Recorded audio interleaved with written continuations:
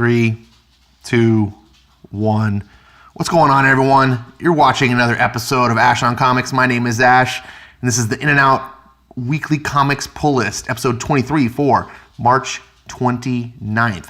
And as always, joined by Stan the Man and Noisy Dogs. And Stan, you got a big drink. What are you drinking today, Stan? Oh, half Coke, half RC Cola? You're a crazy guy. I like you. Here is my pull list for this week. It's a small week. Look at that. This one doesn't even count. DC previews, which my store didn't have. It's free. But look at that. Under 20 bucks? Could it be? Look at that discount. The discount just gets eaten up by crazy tax. So here we have today Marvel super collectible number ones. Every week Marvel's got number ones. Have no fear. But look, this week, the first time in 2019 that there has been only one or zero. There hasn't been a zero. Less than two, I say. Less than two number ones. It's the first time in 2019. And I can't even remember in 2018. Probably goes back, it's probably about a year since this has happened. Marvel is just pumping out the number ones. It is ridiculous. And kind of ironically, this is one of the few number ones I would actually recommend you pick up. If you're an X-Men fan, if you're an old school X-Men fan and you hate new X-Men, if you're a new X-Men fan and you don't know old school X-Men, whatever, this Grand Design kind of tells a history of the X-Men through a story, an interesting storytelling style that Ed Piskor has, which is kind of campy, and it's very kind of a rushed story because obviously, I mean, they're fitting hundreds of issues of comics into this, but it works. And it's got this really old school classic feel. I kind of wish I bought the physical comics. Spoiler, I didn't. They're $5.99. But they have this nice, cool, old school paper feel that's like been tinted. So anyways, it looks old. It's cool.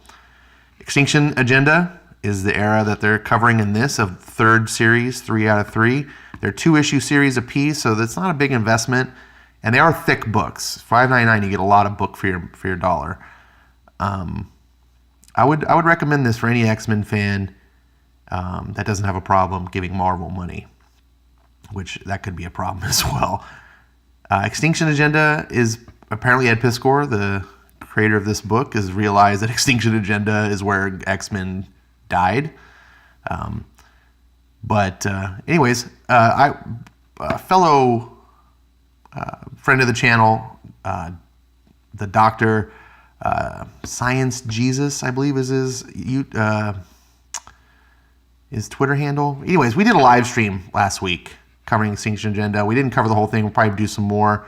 He's a huge X-Men fan, and he's covering in why Extinction Agenda was one of the pinnacles of X-Men of all time. And that's all, folks. There's nothing more.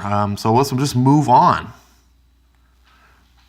Now, as usual, it would not be a proper pull list video without an unboxing of an In-N-Out burger. By the way, this channel is not supported or affiliated in any way with In-N-Out Burger, although I wish it were. This is purely my own promotion, being a fan. Oh, that's so good. It gets a little smashed sometimes in the box. I'm glad they lay it down, though. It's going to be delicious. Don't you agree, Stan? Maybe I'll give you a bite. Not you, dog. Stan. Look at that mess. Stan, man, you got a voracious appetite. All right, let's put that away. I'm going to start off first with my digital comics. I did buy some comics on Comixology. They have a special going on right now at DC. Big deal. So I picked up some comics. Look at this. I've been wanting this for a while. DC's New Frontier Black Label Edition. It's the Darwyn Cooke series. It's both. Normally this is like a 2-volume set, but there's like the deluxe big omnibus edition. It's like, anyways. So it's actually cheap. $24.99 is actually cheaper. If you want like a hardcover, you're going to pay like $50. But whatever. $5. Jeez. And then Bendis has really been getting me down on Superman. And I was like, I just need some good Superman again. I need to remember why I love this character. And Jeff Loeb and Tim Sale are surefire hitters. I've heard nothing but good things about this being one of the pinnacle Superman stories of all time. I got this hard copy, but it's 99 cents right now on Comixology. So I was like, let me just get a soft copy and help support small-time publishers that I like. So take that, you SJW. Oh, I don't even know what I'm saying. But anyway, yeah, do good comics, and fans will support you. I try to do my part. I'm no whale, but... And then X-Men Grand Design Second Genesis, Marvel for Comixology, unlimited subscribers. It's $5.99 a month. You get unlimited comic reading from a big selection of books. It's worth it. $5.99 a month. It's totally worth it if you're a big comic fan.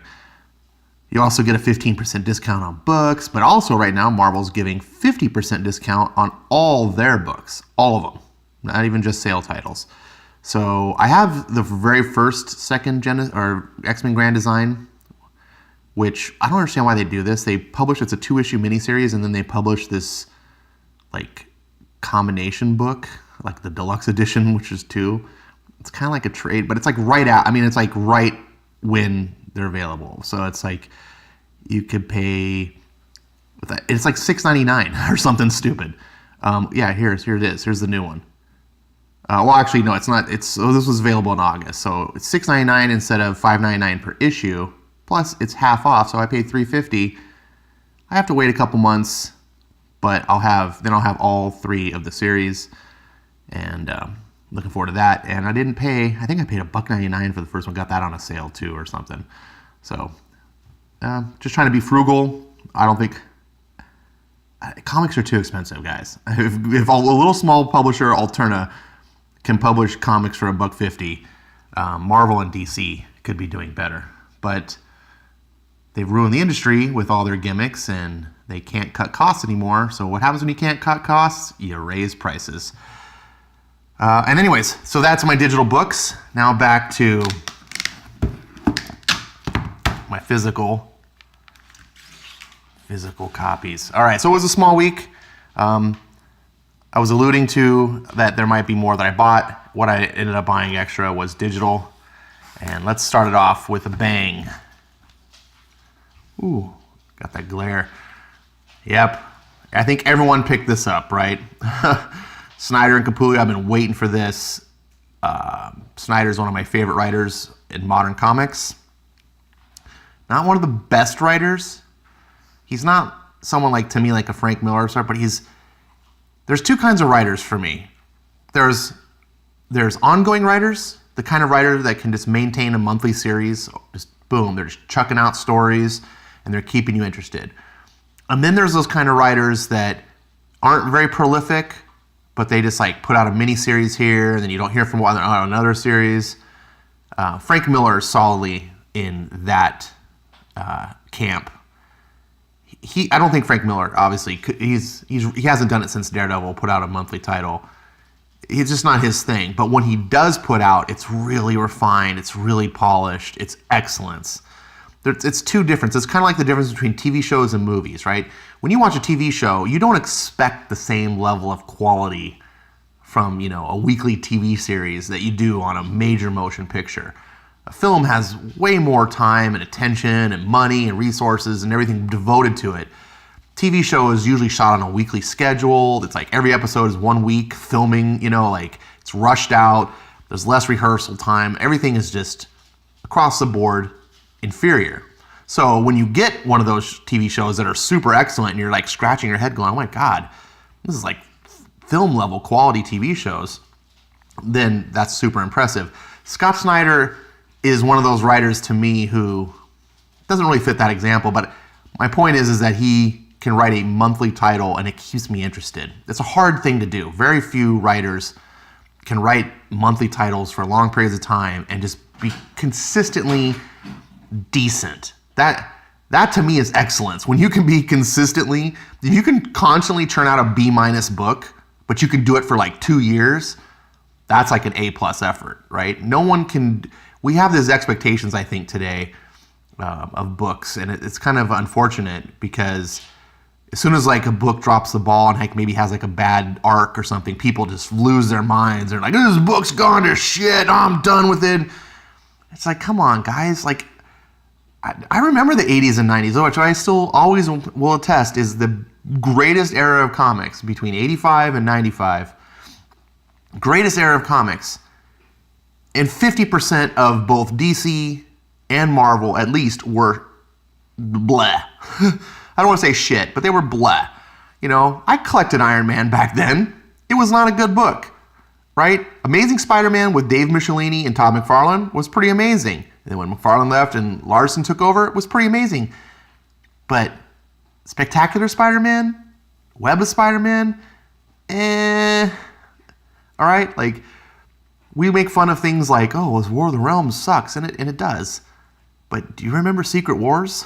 It's like, these things used to just be normal, and we used to accept like, oh, if we got something really good, it wasn't like, this is how everything should be. It was like, no, we understood everything is usually mediocre, and good is extraordinary. It's not normal. Extraordinary, I mean, the word itself means not an ordinary. So anyways, I'm way off track on this. So I think everyone's getting this book. Snyder, I really like because of that. So when you hear me talk about my love of Snyder, it's not because, oh my God, he's wrote the best comic I ever read. But you put that guy, I mean, Batman New 52, it's just solid for 2 years. I mean, he's on 25 issues of Justice League 9, solid. And he's just constantly churning out stories, and he's got good ideas. That's another thing about him. His writing isn't always the best as far as like on the page, but his ideas, he's a really strong idea man. I love when he collaborates and when he's with other good creators, he turns out good. Anyways, so I'm super stoked about this book. Greg Capullo, of course, is comics legend these days. I think everyone's got this book or everyone pirated it. I don't know. I woke up this morning like at 6 a.m. I had some things to take care of before I started my day, and I was doing it, and then I was like looking online. I was like, all these freaking YouTube reviewers have already reviewed the book. And I'm like, this isn't even, stores haven't even opened. So I think people went online, bought their books digitally. I don't know when these become available. I don't know. But lots of people had these books. And I was like, who are you catering to? If you're reviewing this book before it's even out, and I'm not talking about the people who just do the review and just talk about it and don't spoil it. Most of the people I watch are like spoiler reviews like me, which is no big deal. Like, I mean, I'm pot calling kettle black here. But spoiling a book before new releases, like it's not even Wednesday yet. And so now people tune into your video. I don't know. I just have this problem with myself a lot of times when I'm making my videos and I'm like, am I doing a good thing? Am I giving people an outlet to like not read the books? Because if it's a good book, I want them to read it. Anyway, I've spent way too long on this book. Speaking of other good books, boom, Doomsday Clock, number 10. It's almost over. Hopefully it's not a letdown. Speaking of letdowns,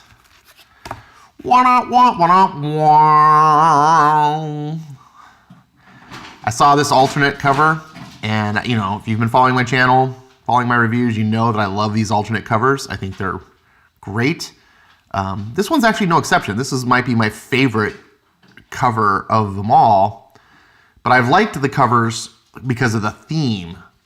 This one keeps the theme, but also stretches it a little bit. You'll notice instead of being a dossier or a case file or whatever those things are, this is actually, I just took a picture of you. The picture is always some sort of crisis, right? Batman getting his back broken, Aquaman losing his hand, or whatever, some crisis, some point in the character's history at DC Comics where they went through some major deal. They either died or, whatever. Well, obviously nothing's happened to Booster until yet. So I looked at this cover and I was like, I really like the first of all, it follows the theme in a creative way. I like the composition of it. This could have been a normal cover. This was taking away the case file thing. This could have been a really good normal cover. As a matter of fact, if I were the chums at DC, I would have just had this be A cover and have no B cover. Because that way, depending on which whichever one you got, if you got all the B covers like I did, this one fits in thematically. And if you got all the A covers, this one still fits in thematically because it does look like a normal cover as well. Anyway, I'm really impressed by this, but I'm also a little miffed because I haven't read the book yet, but this feels like, oh, spoiler? We'll find out. Not that anyone really cares at this point because 8 just sent everyone home crying. Speaking of sending home crying, Valiant is doing a really good job of that. We've got the Bloodshot Rising. I believe there's only one more issue of this to come. This is apparently a mini-series, which was never made very public, at least. When I bought it, I thought it was a new ongoing series. And then I get fans, other people saying, oh, Valiant just only does mini-series now. And I'm like, oh, well, they could put that somewhere. But of course, they don't put that anywhere because they know mini-series don't sell. That's why Marvel doesn't ever tell you their books are miniseries. Only time miniseries sell is when it's a big event miniseries, like these 3, right? But when it's a normal book, when it's, when it's Iceman, or when it's books people don't care about, they don't want you to know that it's a miniseries because you have even less reason to care about. You're like, oh, I can afford to skip 5 issues of Domino because it's not a real series. Surprise, it was a mini-series all along. Well, that's what they're doing here. If you have faith in your book, if you have faith, you announce that it's a mini-series when it's quality. When you don't have faith in your book, you hide. So apparently issue 8 is the last one. How do we know this? Or how do I deduce this? Because there's a new Bloodshot series starting up with number 1. And I'm like, why?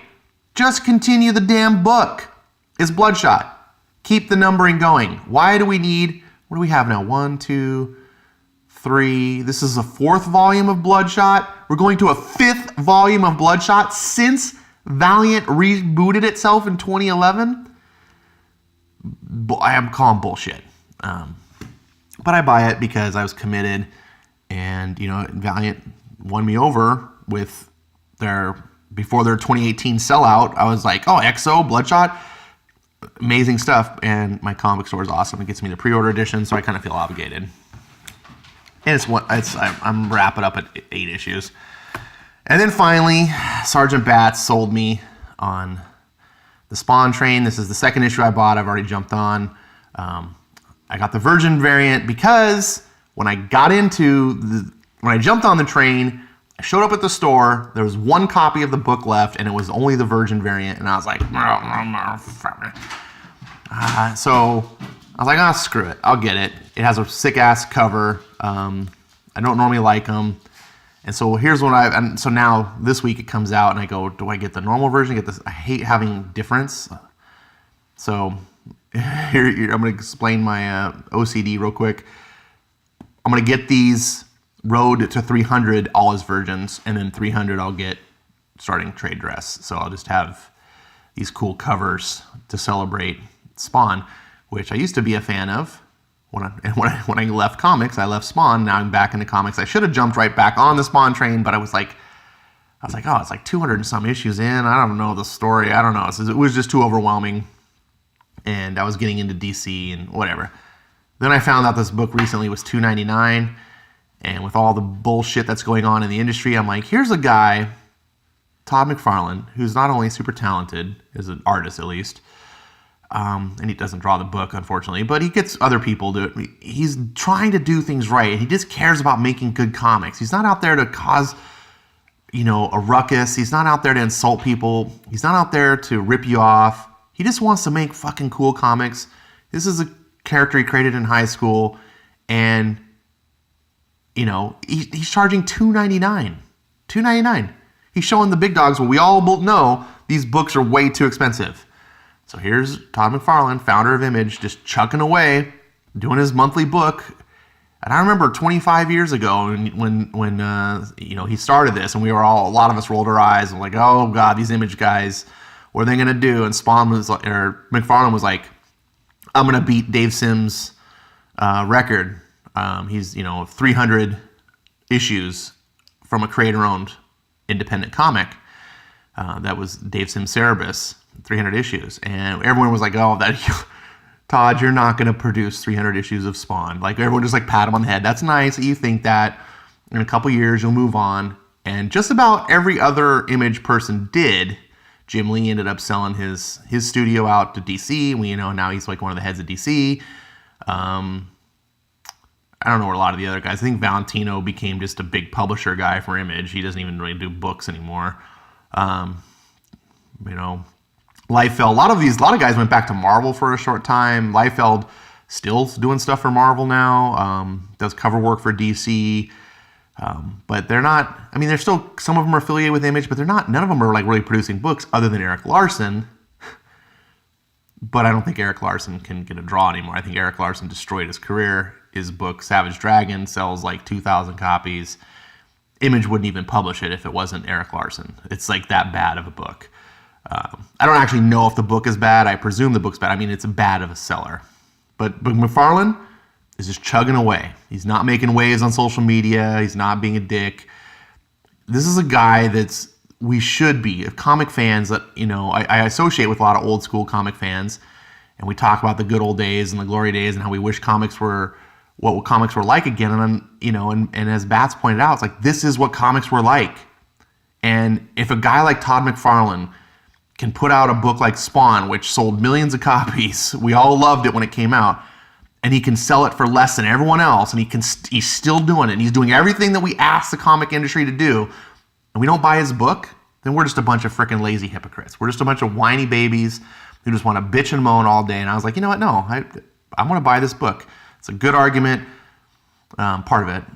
Anyways, Stan, what do you think? Yeah, Stan just wants you to have fun and enjoy comics. And that's what I want you to do as well. So these are my pulls. It's a small list, as you can see. Long video, because I can't shut up. Maybe I should write comics like Bendis. Thank you guys so much for watching. These videos, as I've been saying week after week, I'm slipping away more from just doing the pulls and to doing more of a conversational video and just talking about comics, because I understand that people don't want to watch long videos, but I hate just watching a pull list video and some guy goes, I bought this, I bought this, I bought this, I bought this, the end, and it's like 3 minutes long. Okay, great, but so what? Like, I want there to be some meaning to it. I want you to talk about, if you do a pull list video, I will watch it. But if you're gonna pull your comics, talk about why you pull it. Not necessarily even every comic, just a couple. I want to understand what interests you about the comic. Why do you pick it up off the shelf? Why are you thinking about canceling that? Whatever. Now, you probably aren't interested in hearing me talk about Spawn all day long, but maybe someone is. Maybe someone is an old Spawn fan. I don't know. I'm a Spawn fan. I'm just a comic fan, so I'm just talking about what I like. And hopefully there's people out there that share some similar interests, and so be it. Thank you guys so much for watching. Put comments down below, please. Talk. I try to respond to everything. Tell me what I should be buying.